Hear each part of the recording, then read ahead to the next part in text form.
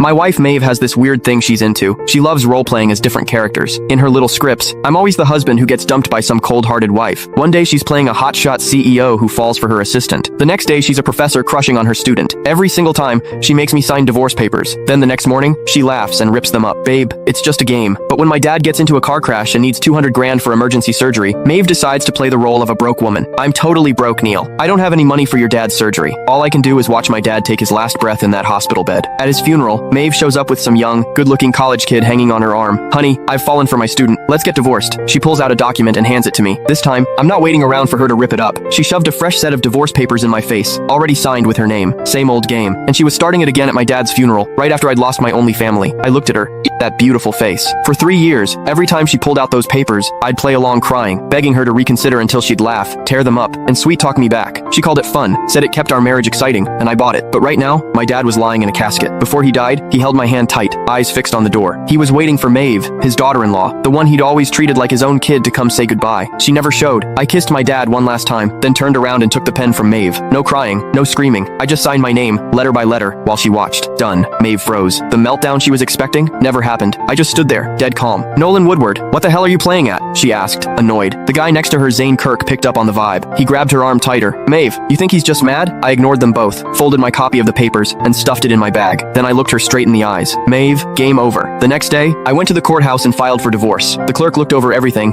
and processed it like it was just another Tuesday. When I checked my phone, it was blowing up with missed calls and texts from Maeve. Nolan, you've had your fun. Come home. I ripped up the papers. Let's just forget this happened. Did you seriously hang up on me? You're getting bold. The last one, from 30 minutes ago. If you don't come back right now, don't ever come back. I blocked her. I found a cheap apartment to rent. Once I got it cleaned up, I started looking for work. After we got married, Maeve had made me quit my job to be a stay-at-home husband, basically a prop in her dumb roleplay games. She said she loved me to her core, and that's why she wanted us to fall in love over and over, through different scenarios. She swore the cold, heartless women she played weren't the real her, just acting. Looking back now, pathetic. Maybe she was never acting. Maybe those cold, selfish masks were who she really was all along. When the court summons reached her, she called while I was in the middle of a job interview. Nolan, are you insane? You actually took this to court. I stepped into the hallway. We signed the papers, Maeve. This just speeds things up. Speeds things up? I'm telling you, you're not getting this divorce. Maeve, I cut in. My dad is dead. Silence. Then her voice went ice cold. I know, but that was his fate. You can't blame me for it. Games are games. Real life is real life. Can you not tell the difference? You're the one who can't tell the difference. I snapped and hung up. I went back to the interview. It was a basic admin job at a small company. The pay wasn't great, but it was enough to get by. I nailed the interview. Starting Monday. That night, I came home to find 2 people waiting outside my door. Maeve and Zane. Maeve looked furious. Zane stood back with this smug look, like